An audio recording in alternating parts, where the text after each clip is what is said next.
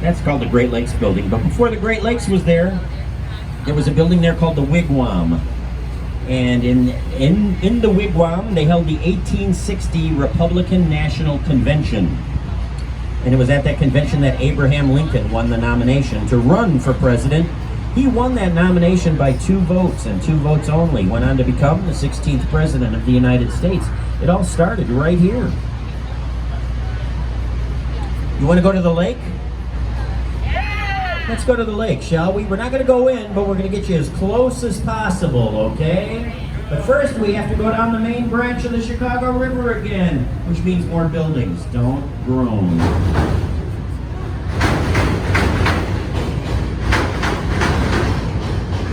I'll start with the River Walk right here. This is the Chicago River Walk, opened in 2016. You can walk all the way to Lake Michigan. You know, back in the day, you could always stop. You could always come down to the river, but every time you hit a bridge, you had to stop, go up, cross over, and go back down. We opened the whole thing up in 2016. Each little section between the bridges has a different theme related to life on the water. Another example of contextualism, and a beautiful one. Isn't that building spectacular? You might remember it as Ferris's dad's building from Ferris Bueller's Day Off, but it's the Nuveen building, and it's Cohen, Pedersen, and Fox, and another perfect example of contextualism.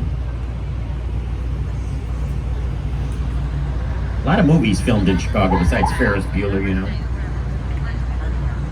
The Dark Knight, I mentioned, Transformers, Dark of the Moon, My Best Friend's Wedding, The Untouchables, Cooley High, and of course the Citizen Kane of Chicago movies, the Blues Brothers.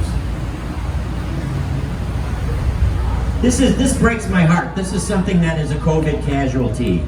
See that gray box right there?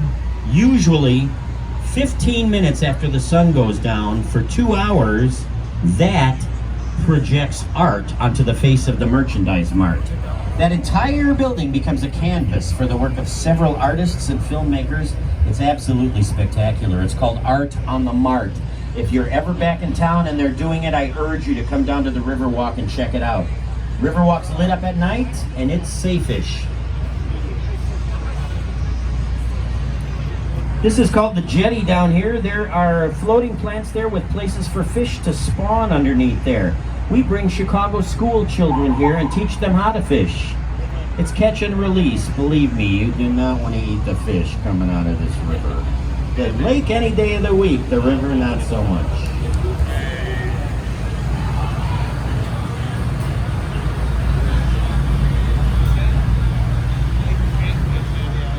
You gotta watch it in those little COVID cruise buses.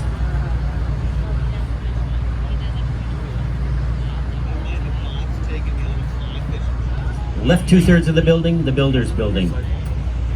The other third was supposed to be completely different skyscraper. Didn't have enough room. The architects attached themselves to the old building, connected it with an atrium. Hard to believe 60 years separates the left side of that building from the right. Not a very showy design. I think very beautiful. Hey, remember, so we've got this time-honored tradition in Chicago of waving at strangers. They always wave back. We're very friendly. Let's test it out here on the Riverwalk Theater since we're the entertainment anyway. Hello, Chicago! Hey, I'm telling everybody how friendly we are. See, there we go. Everybody's waving here. Sometimes they only wave with one finger, but they're waving. Oh, and she's blowing kisses to us. Yay! Oh, man. All right, jackpot. We're a bunch of friendly folks here. Let's take a look at my favorite building again. I want to tell you one other thing about this in case you happen to be around tonight.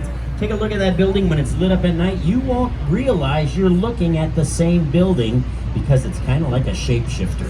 It's really crazy. Another one of the surprises of this postmodern masterpiece by Ricardo Bofill.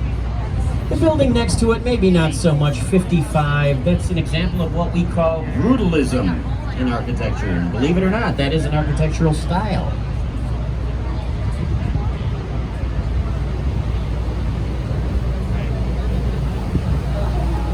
The Leo Burnett Advertising Agency coming up on your right.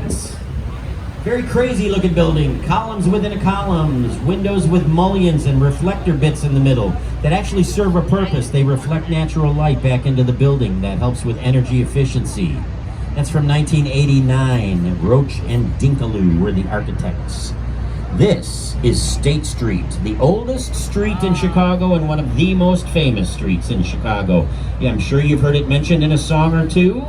You see some of the most famous sights in the city down there. The Chicago Theater, the Muddy Waters mural.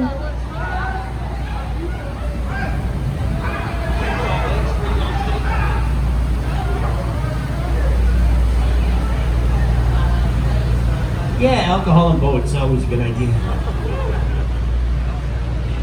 How about this beauty? The Jewelers Building from 1927, and then look to the left. See the one that's got the gold spire on top of it? That's real gold on the top of that building. That's the Carbide and Carbon Building from 1928.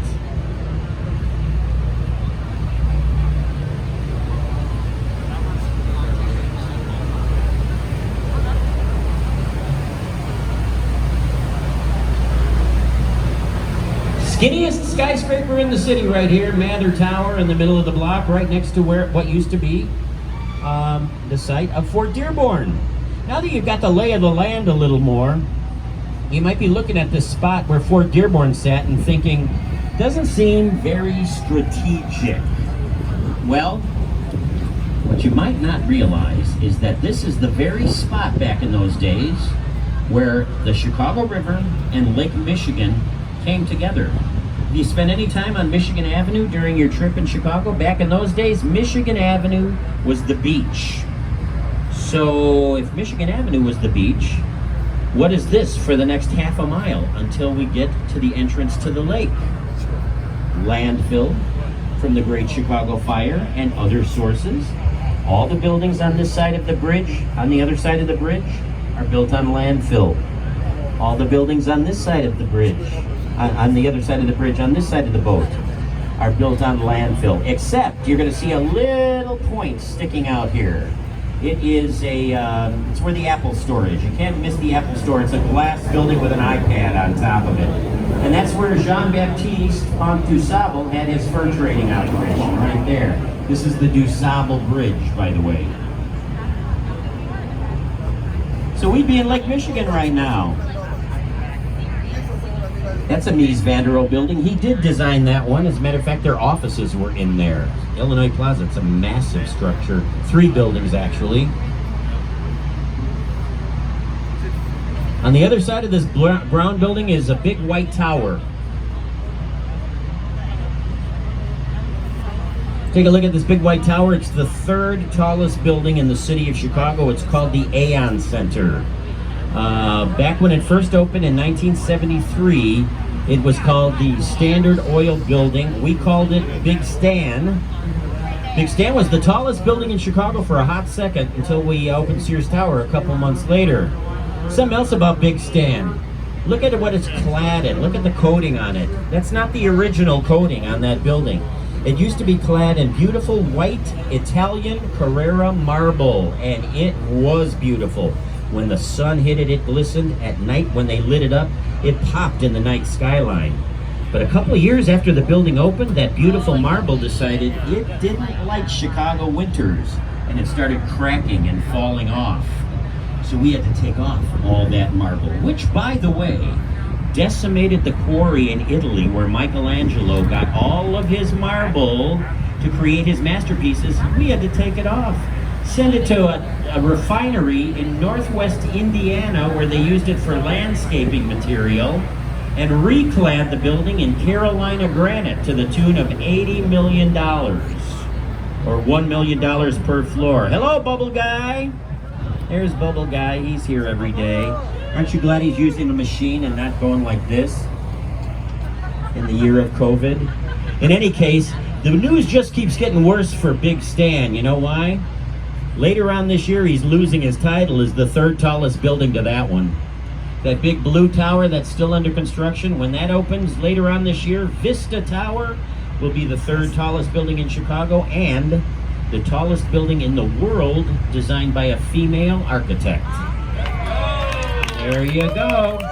Jeannie Gang, studio gang right here in Chicago. As a matter of fact, she's got another building behind this hotel right here that's got wavy balconies called Aqua.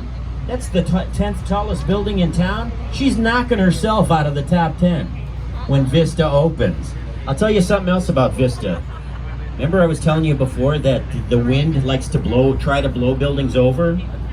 Well, this building is very close to the lake, and they were really worried about that. So they put a prototype of it in a wind tunnel, and they hit it with the strongest winds that they thought Lake Michigan could dish out. Found out they're really going to have a problem. So you know how they solved it? See up on the 83rd floor up there where it looks like they skipped a couple floors? They're going to leave that open. It's going to create what's called a blow-through. The wind is actually going to blow through the building instead of trying to knock it over. Now, blow-throughs have never been tried in Chicago before, so come back next year, we'll see if it worked. If you haven't been to Chicago for a while, but you know it, you may be looking east of Vista and asking yourself, what happened to the 9-hole golf course that used to be right here? This was just a golf course and a train station. Now there's 5 new buildings, 2 new buildings going in, and about 15,000 extra people over here in Lakeview East.